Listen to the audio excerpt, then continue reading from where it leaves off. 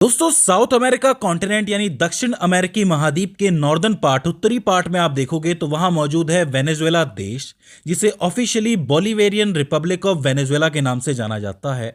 और ये पूरे दक्षिण अमेरिका के लिए गेट यानी कि द्वार का काम करता है। अगर आप इसकी स्थिति पोजीशन देखोगे तो इसके लैटिट्यूड यानी अक्षांश जो है वो 0 डिग्री 45 आर्क मिनट नॉर्थ से लेके 12 डिग्री 12 आर्क मिनट नॉर्थ तक जाते हैं।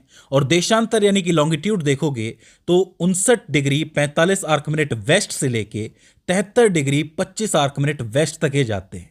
इस हिसाब से ये भूमध्य रेखा यानी कि इक्वेटर के जस्ट ऊपर हो जाता है। इक्वेटर 0 डिग्री से गुजरती है और ये 0 डिग्री के जस्ट ऊपर हो जाता है, यानी कि इसकी स्थिति नॉर्थ वेस्टर्न हेमिस्फीयर यानी उत्तर पश्चिमी गोलार्ध में हो जाती है। उत्तरी गोलार्ध में है लेकिन पश्चिम की तरफ, वेस्ट की तरफ है। इस हिसाब से यहाँ की जलवायु क्लाइमेट कैसा होगा? उष्णकटिबंधीय जलवायु यानी कि ट्रॉपिकल क्लाइमेट, क्योंकि इक्वेटर के बहुत करीब है तो यहाँ पर साल भर बहुत गर्मी पड़ेगी, बहुत सौर विकिरण पड़ेगा और साथ ही बारिश भी बहुत अच्छी होगी। इसका साल भर का औसत तापमान जो एवरेज टेम्परेचर है वो 21.1 डिग्री सेल्सियस है। गर्मियों में ये 25 से 26 डिग्री सेल्सियस तक पहुंच जाता है, सर्दियों में 15 से 16 डिग्री सेल्सियस तक, और मई से नवंबर तक यहाँ पर जोरदार बारिश होती है, जिसमें भी जुलाई के महीने में आप आओगे तो 134 मिलीमीटर तक बारिश हो जाती है।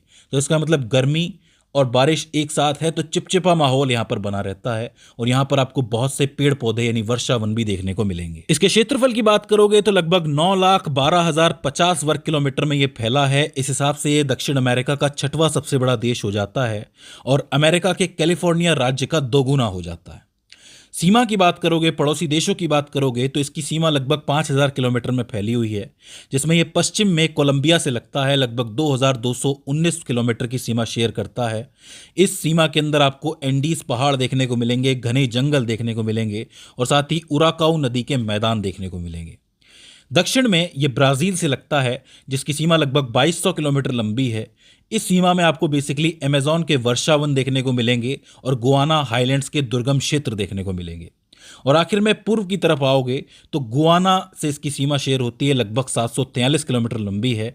लेकिन आज की तारीख में यह सबसे विवादित सीमा है क्योंकि वेनेजुएला इस सीमा को सही नहीं मानता है। उसका कहना है कि यह सीमा एक्सेक्विबो नदी के साथ शुरू होती है। इसका मतलब एक्सेक्विबो का जो पूरा इलाका है नदी के इस तरफ वाला, वो सारा वेनेजुएला का है। अब आपको पता है ऐसा क्यों है? क्योंकि इस इलाके में अचानक से बहुत सारा तेल निकल गया है और कहीं ना कहीं वेनेजुएला ने यह मांग रखी है कि अंग्रेजों ने यह इलाका हमसे छीन के गुआना को दे दिया था, ये इलाका हमारा ही है। और इसी को लेकर आज वेनेजुएला और अमेरिका के अंदर तनाव चल रहा है। जमीनी सीमा के अलावा अगर हम इसकी समुद्री सीमा की बात करें तो उत्तर में आपको कैरेबियन सागर देखने को मिलेगा, जिससे इसकी समुद्री सीमा कई सारे द्वीपीय देशों और क्षेत्रों से लगती है। उदाहरण के तौर पे त्रिनिदाद इससे बहुत करीब है। इसके अलावा टोबेगो, अरूबा, कुराकाओ और फ्रांस, नीदरलैंड, यूके और यूएसए के क्षेत्र भी इससे समुद्र के थ्रू लगते हैं, मतलब डायरेक्टली समुद्र के अंदर ये जा सकता है। इस हिसाब से इसकी स्थिति बहुत महत्वपूर्ण हो जाती है क्योंकि इसके पास 3 तरीके की पहचान है, जैसे कि यहाँ पर एंडीज के पहाड़ भी हैं, कैरेबियन का समुंदर भी है और अमेज़न वर्षा वन भी है। तो 3 टाइप की पहचान हो जाती है। जितने भी उत्तरी गोलार्ध के बड़े बड़े बाजार हैं, जैसे कि अमेरिका का बाजार हुआ, यूरोप का बाजार हुआ, उसमें डायरेक्ट ये जा सकता है। इसकी लोकेशन ऐसी है कि समुद्री जहाज़ों के ज़रिए ये जहाँ जाना चाहे वहाँ जा सकता है, अफ्रीका की तरफ, एशिया की तरफ, अमेरिका की तरफ, यूरोप की तरफ। तो अब आप समझ सकते हो कि कितनी इंपॉर्टेंट जगह पर यह मौजूद है। इसमें एक चीज़ और है कि ये पनामा नहर यानी पनामा कैनाल के ईस्ट में मौजूद है। इस वजह से अटलांटिक महासागर और कैरेबियन सागर के बीच में जो व्यापार और नेवी की गतिविधियां होती है, उनके लिए एक बहुत इंपॉर्टेंट केंद्र बना हुआ है वेनेजुएला। तो आप समझ सकते हो कि नेवी की गतिविधियां और व्यापार दोनों में ही इसकी पकड़ अच्छी है इसकी स्थिति की वजह से। अब बात करें इसके अंदरूनी भागों के बारे में तो यहाँ की राजधानी है कराकस, जो कि एक राजनीतिक, आर्थिक और सांस्कृतिक हृदय माना जाता है वेनेजुएला का। ये जो राजधानी है ये देश के उत्तरी भाग में स्थित है और तट से लगभग 15 किलोमीटर की दूरी पर है। लेकिन इसके और समंदर के बीच में वेनेजुएला कोस्टल रेंज नाम की एक खड़ी पर्वतमाला आती है जो इन दोनों को आपस में अलग करती है।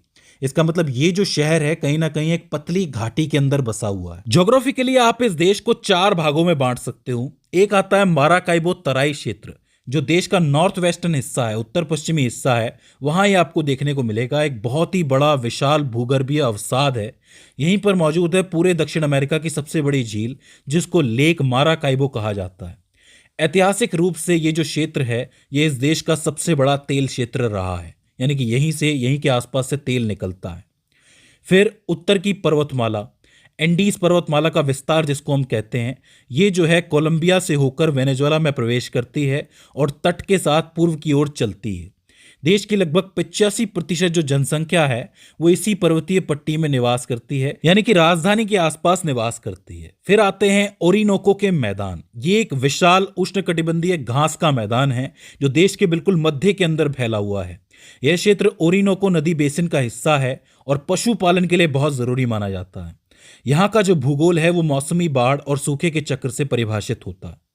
और आखिर में आता है गुआना का हाईलैंड्स, जो इसके दक्षिण पूर्व हिस्से में आपको देखने को मिलेगा, साउथ ईस्टर्न एरिया के अंदर। दुनिया के सबसे पुराने भूगर्भीय निर्माणों में से एक इसको माना जाता है। ये जो है पठारी क्षेत्र, घने जंगल, टेबल टॉप पहाड़ियाँ और खनिज संपदा से भरा हुआ है। दुनिया का सबसे ऊंचा जलप्रपात एलेज फॉल्स भी यहीं पर मौजूद है। तो इसका मतलब सबसे ऊंचा झरना कहाँ मौजूद है?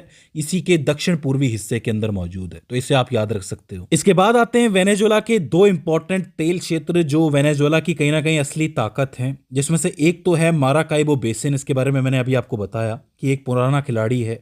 वेनेजुएला का सबसे पुराना और ऐतिहासिक तेल क्षेत्र है ये। देश के उत्तर पश्चिम में आपको देखने को मिलेगा। माराकाइबो झील के नीचे और उसके आसपास ये मौजूद है। यहाँ के तेल की क्वालिटी की बात करोगे तो हल्का है और इस तेल को रिफाइन करना भी बहुत आसान होता है।